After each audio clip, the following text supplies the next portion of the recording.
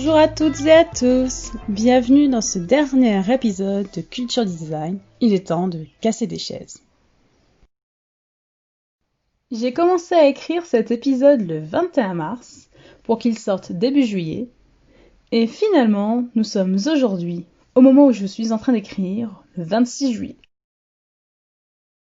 Je suis quelqu'un qui commence beaucoup de choses et qui ne finit pas grand-chose. Signe d'une grande curiosité à ce qu'il paraît, mais personnellement, c'est souvent pesant. Mais aujourd'hui, j'ai décidé de prendre le taureau par les cornes et de réaliser une vraie fin.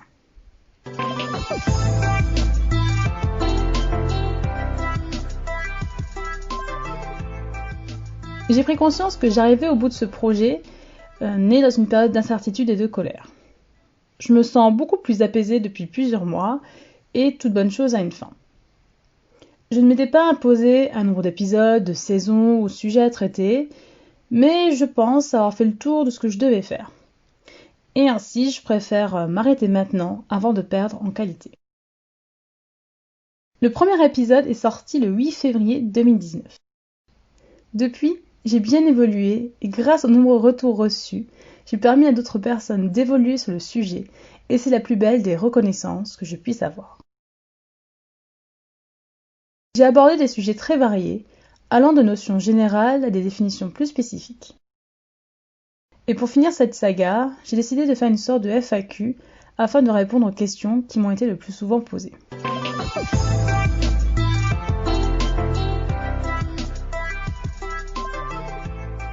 La première question.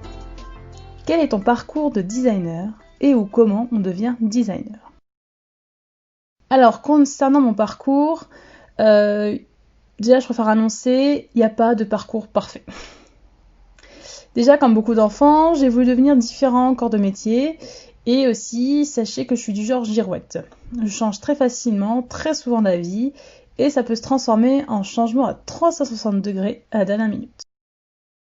L'année de mon bac, je souhaitais travailler dans les musées. J'avais été voir une conseillère d'orientation qui m'a indiqué des études possibles à l'université de Strasbourg. Et c'est lors des portes ouvertes de cette université que j'ai vu une immense affiche dans la aula du palais universitaire promouvant la licence en design, et c'est ainsi qu'une sorte d'épiphanie m'a frappée. C'était dans le design que je souhaitais travailler et non pas dans les musées. De ce fait, j'ai suivi une licence en design avec un enseignement partagé entre le design industriel et les arts plastiques, en licence 1, puis une convergence vers l'architecture. En licence 2, j'avais pris une option mode, mais le dessin artistique, ce n'est pas mon fort. En licence 3, j'ai fait une année spécialisée en architecture et décoration intérieure, car c'était mon objectif, devenir architecte d'intérieur. Toujours à Strasbourg, j'ai enchaîné sur un master couleur espace architecture. Début d'une période compliquée dans ma vie, car ce master ne répondait pas à mes attentes, et après 3 stages dans l'architecture intérieure à Paris, je me suis rendu compte que ce n'était pas exactement ce que je voulais faire.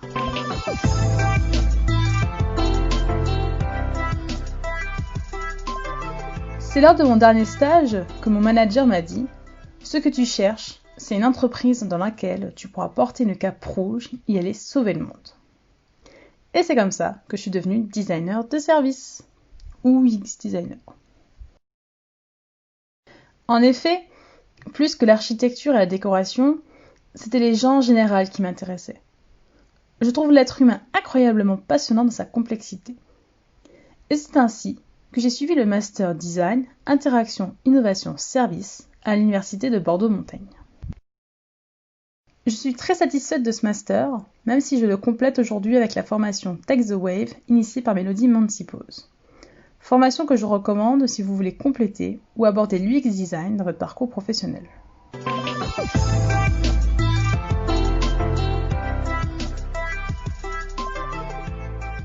Et de ce fait, quel est mon objectif ?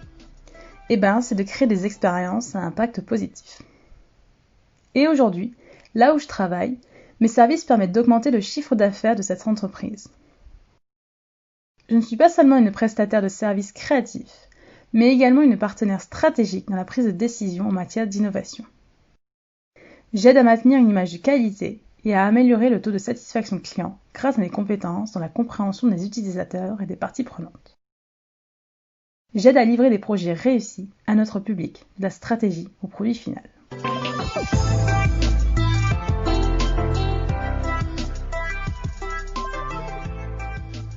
Question 2. Quels sont les livres que tu recommandes ? Concernant la bibliographie, il y a 3 types de livres que je recommande. Premièrement, des livres sur le design, effectivement, c'est évident. Deuxièmement, des livres de gestion de projet afin de vous aider dans votre carrière. Et troisièmement, des livres de développement personnel afin de devenir une ou un meilleur collègue. Je vous mets toutes les références dans le descriptif parce que à vous les citer, ça va être très chiant.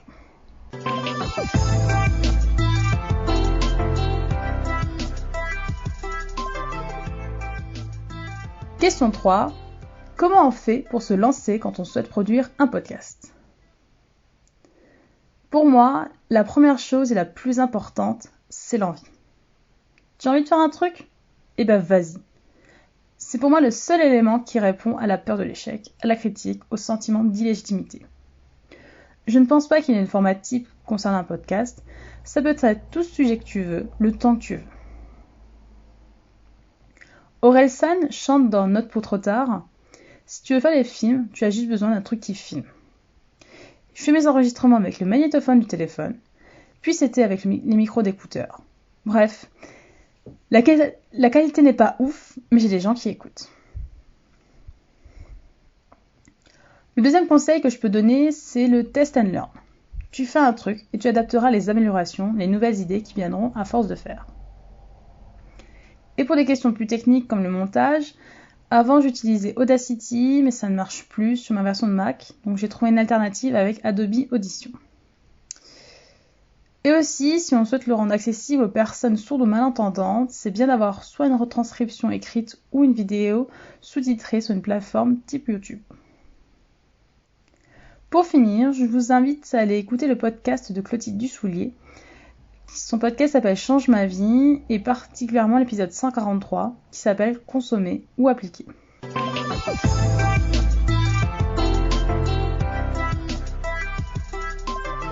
Voilà, cet épisode touche à sa fin et emmène avec lui la fin du podcast Culture Design, car il était temps de casser des chaises.